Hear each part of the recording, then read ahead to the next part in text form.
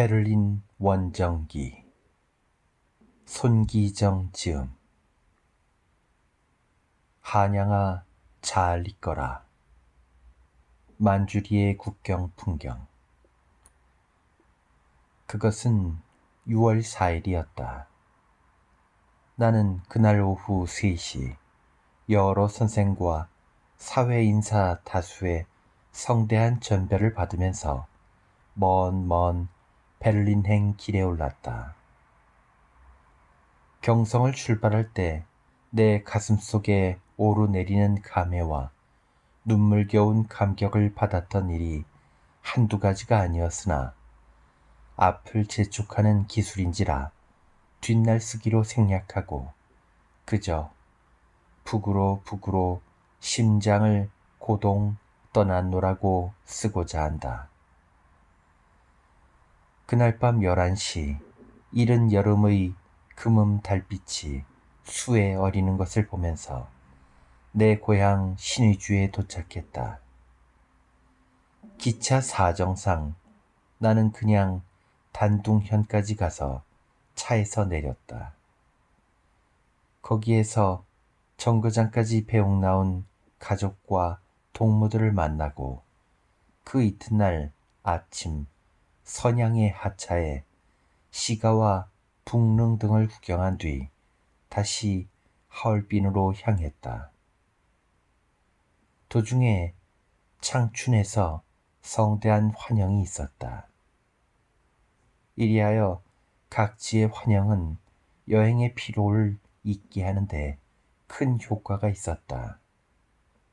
그리고 그럴 때마다 오직 우리들의 책임이 중요한 것을 절실히 느꼈다. 하얼빈에서 1박하고 연습을 조금 하고 난 뒤 다시 만주로 향했다. 연선에는 점점을 찍은 듯한 조그만 산들이 보이고 사막도 곳곳에 보였다. 기차가 만주리에 가까워감에 따라 국경 기분이 차츰 농후해져 왔다. 기차에는 수비병이 동승하고 밤에는 커튼을 모두 내렸다. 만주리에 도착한 것은 9일 아침이었다. 여관에서 잠깐 쉰 뒤 우리들은 시외에 나가서 연습을 했는데 그때의 감상은 더 말할 수 없었다. 겨우 수마일 떨어져 만주. 소련 양국이 대치하고 있는 것은 이상한 느낌을 주더라. 더욱이 100개 러시아인들은 고국을 눈앞에 보면서도 돌아가지 못하는 터라 한다. 부인 노동자가 많더라. 철로 수선하는 시베리아. 9일 밤 만주리에서 국경을 넘어 시베리아에 들어갔다. 러시아의 기차는 만주리까지 오기로 되었으나 국경 세관의 검사는 실로 엄중했다. 여기서부터 5일간 시베리아 평원을 횡단하는 단조로운 여행이 계속되는데 막막한 평원이 한없이 계속되고 있는 삼림은 오직 놀랄 밖에 도리가 없었다. 곳곳에 있는 대도시 외에는 연선에 그리 많은 민가가 보이지 않으나 풀밭 여기저기에는 소, 말, 양떼들이 있었다. 철도는 조선 것보다 몹시 넓은 선로로 규모도 컸으나 시간을 잘 지켜주지 않는 데다 기가 막혔다. 어떤 데서는 30분도 정차하는 까닭에 플랫폼에 내려 연습할 수 있었다. 냉수를 먹을 수 없으므로 기차가 정거장에 도착하기를 기다렸다가 큰 병에 찬물을 가지러 가던 모양은 몹시 특이하고 기도했다.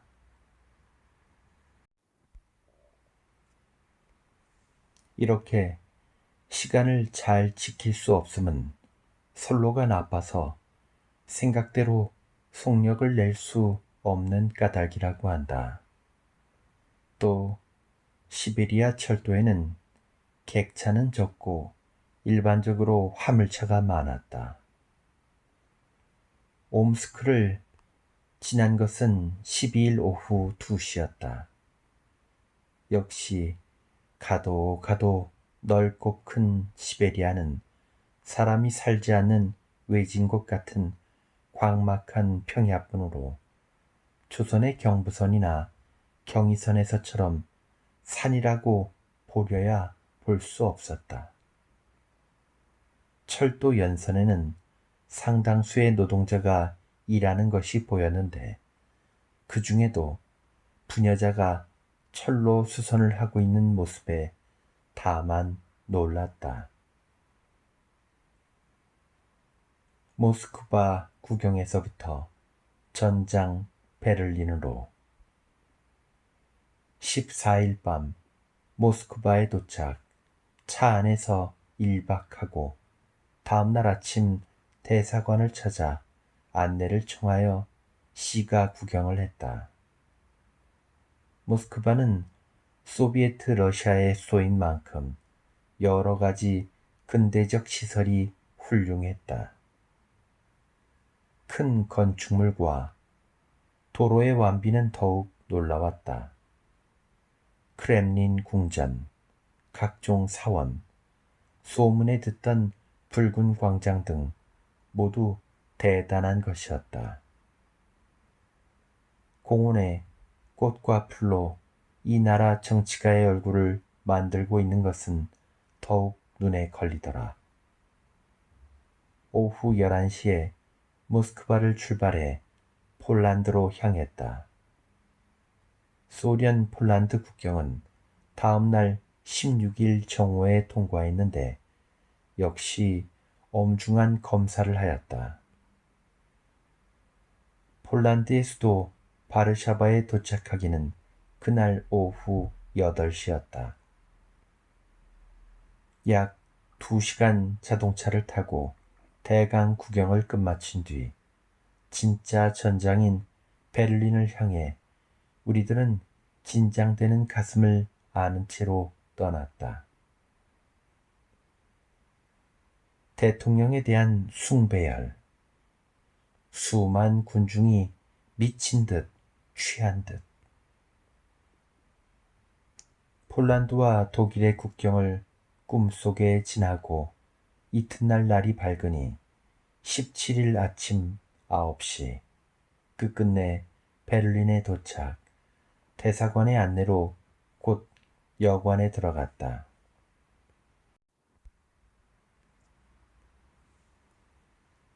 코스의 실제 답사, 시가 구경 등으로 여러 날을 지내고 6월 21일 올림픽촌에 아주 들어가기로 결정되었다. 목적지에 도착해 보니까 대회에 대한 일말의 불안한 생각이 더 커져가며 조금도 안정이 되지 않아서 시가 구경도 잘 할 수 없었다. 올림픽촌은 실로 유쾌한 곳이었다. 연습장을 비롯해 목욕장 등이 완비되어 있고 외국 선수와의 쾌활한 교제 등으로 모두 유쾌한 일뿐이었다. 더구나 기숙사는 뒷날 병영형으로서 이번에 신축한 모양인데 매우 편리했다. 이리하여 올림픽촌의 유쾌한 생활에 습관되고 나니 이제는 조금씩 연습을 행하는 것이 일과가 되었다. 베를린에서 올림픽촌까지 버스로 40분이 걸린다. 베를린까지 와서 당분간 인연을 끊고 이 촌에 틀어박혀 다만 대회를 기다리기로 했다. 8월 1일 개회식, 9일 마라톤, 16일 폐회식 등과 대회 프로그램은 순조롭게 진행되었으나 대회에 대해서는 이미 신문, 영화 등에 의해 상세히 보도되었을 것이므로 여기서는 생략한다.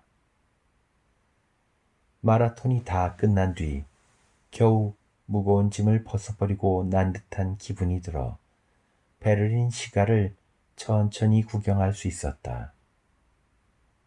모든 것이 국가의 통제 아래 마치 한 개의 기기가 움직이듯 움직이고 있는 것은 아마 독일 전체의 특색이라고 생각한다.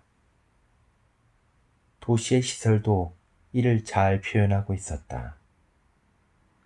시가지 곳곳마다 넓고 대규모의 공원이 설치되어 있으며 도로의 시설은 규칙이 가장 정확해서 보행자, 말 탄 사람, 자동차, 마차, 전차가 모두 각기 다른 길을 걷고 있는 것은 실로 이상적이었다. 또 오후 7시가 되면 모든 상점이 문을 닫고 휴업하는 것도 다른 곳에서는 보기 드문 일이었다. 독일의 특색으로 한 가지 더 꼽을 수 있는 것은 국민 간의 히틀러 총통의 숭배열이 왕성한 것이라. 개인 간의 인사에도 하일 히틀러를 부르는 것은 물론이고 스타디움에 히틀러가 한번 나타나면 실로 굉장하다. 장내를 메우고 있는 수만의 군중이 오른손을 높이 들어 큰 소리로 하일 히틀러를 부르는 것은 실로 장관이었다. 덴마크에서 대항 경기를 하다. 비행기를 타고 구름 속을 날아. 8월 19일 오전 10시 베를린 경기장에서 대여섯 명의 동료 선수들과 함께 덴마크로 향했다. 하늘 공중 높이 구름 속을 지나서 미지의 나라로 가는 것은 실로 가슴이 벅차도록 통쾌하였다. 약 2시간 공중을 난 뒤에 정오 무렵에 수도 코펜하겐에 도착하였다. 그곳은 섬 한쪽 편에 둘러싸인 항구로 모든 것이 구성된 아름다운 도시였다.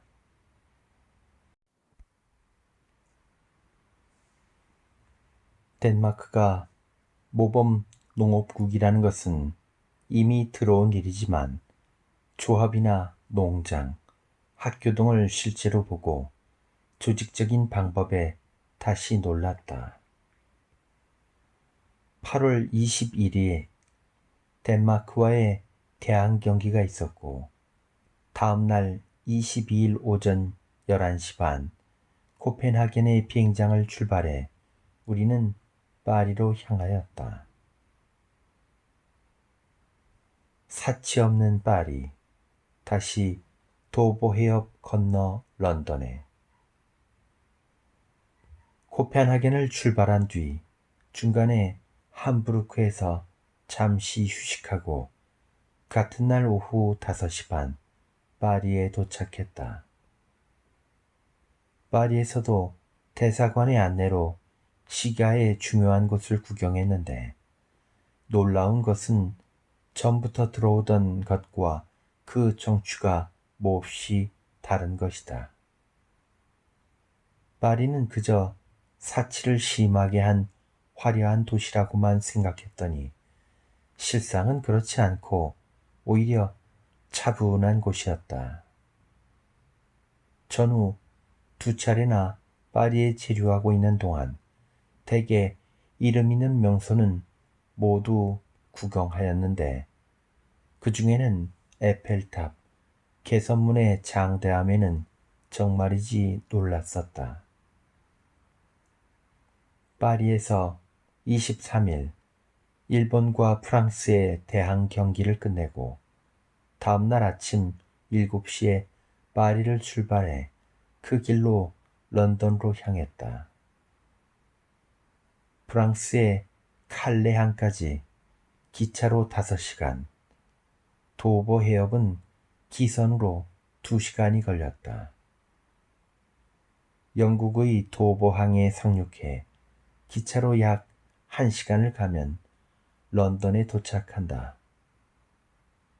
우리들은 오후 3시 런던에 하차해 그날 시가 구경을 끝마치고 다음날 아침 9시에 런던을 출발했다. 런던은 그야말로 세계 최대 도시의 하나인 만큼 그 규모가 큰 것에는 오직 감격할 수밖에 없었다. 템스강, 런던탑, 국회의사당, 웨스트민스터 사원, 박물관 등 유명한 곳은 모두 구경하였다. 런던의 특색은 유럽의 다른 도시가 우측 통행을 하는데 조선 모양으로 좌측 통행을 하고 있는 것이다. 또 도시 기획도 우수해서 유럽 대개의 도시가 모두 그러하지만 런던만은 그 중에서도 청결이 잘 되어 있었다. 예전과 같이 런던을 출발해 도버에서 칼레로 왔던 길을 바꿔 그날 오후 5시에 우리들은 다시 파리로 돌아왔다. 그리운 옛 문명이여, 대로마 시대의 또렷한 자취. 8월 27일 아침 6시 파리를 출발하여 기차로 이탈리아로 향했다. 프랑스, 이탈리아 국경을 넘은 것은 그날 오후 6시 반경. 이 부근 일대는 알프스 산맥에 막혀 국경은 기차로 약 20분이 걸리는 터널로 되어 있었다. 그날 오후 8시경 토리노에 도착, 즉시 호텔에 들어갔다. 9월 1일 아침 10시 토리노 출발 기차로 수도 로마로 향했다. 같은 날 오후 목적지인 로마에 도착해 그 이튿날 대사관의 안내로 시가 구경을 시작하였다. 도시 여기저기에 옛날 대로마 시대의 크고 웅장한 건축물이 보이며 또 천주교 성당이 많은 것은 로마 전체의 특색을 만들고 있었다. 더욱이 유럽의 크고 넓은 로마의 문명이 얼마나 찬란했던가를 이야기하고 있었다. 9월 3일 아침 10시 로마를 출발하여 오후에 나폴리 항구에 도착해 잠깐 쉬고 오후 3시 자동차를 타고 폼페이로 향했다. 폼페이는 부근 화산의 폭발에 의해 기원 1세기 무렵 매몰되었던 도시인데 근래에는 거의 절반 가까이 모두 발굴되어 예전 그대로의 모습을 남기고 있어 당시의 문화를 눈앞에 보여주고 있었다. 당시에 쓰던 수도가 그대로 남아있는 것도 희한한 일이었다. 도시의 저쪽에는 아직도 화산이 연기를 뿜고 있었다. 약 2시간의 폼페이 구경을 끝내고 자동차로 나폴리에 돌아온 것은 오후 7시경이었다. 인도양에서의 6일, 유럽에서는 가을이 여름.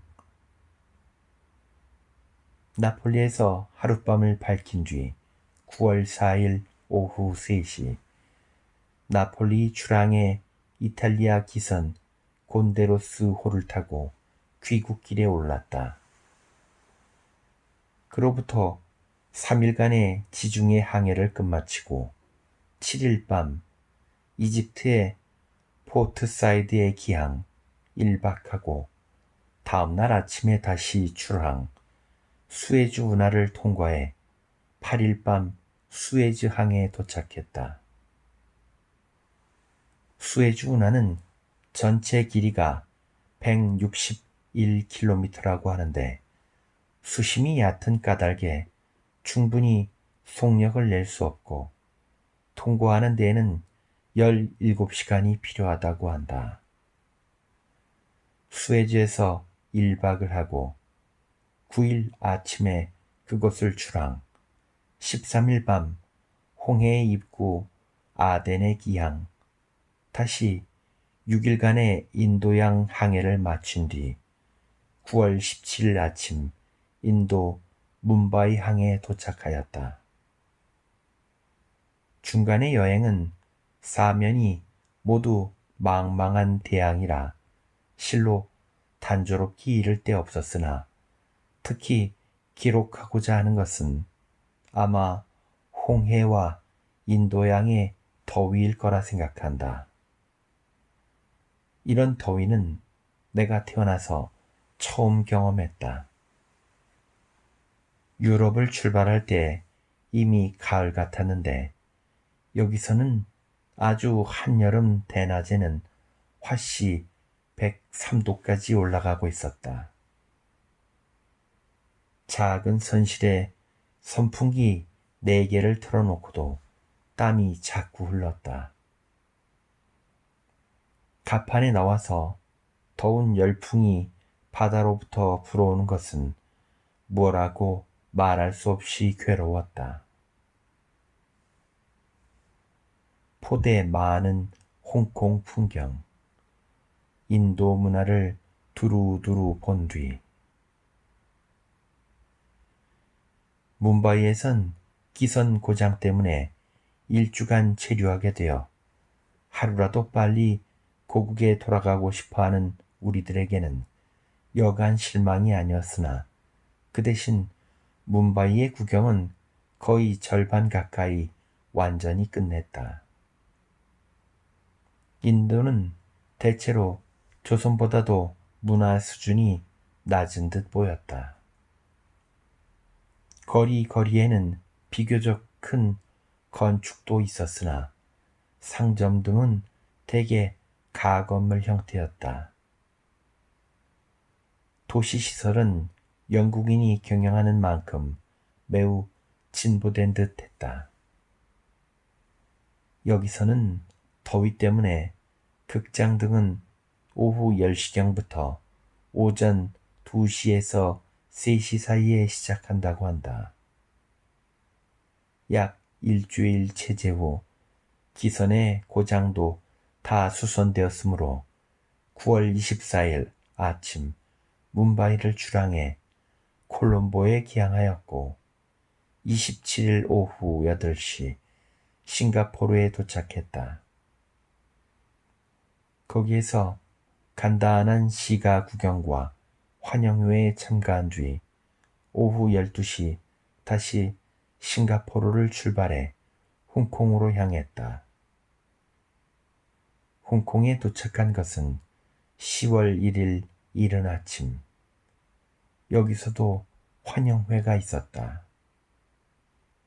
여기에서 특히 눈에 띄는 것은 여기저기에 포대가 나열되어 있고 또 많은 군함이 정박하고 있는 것이었다.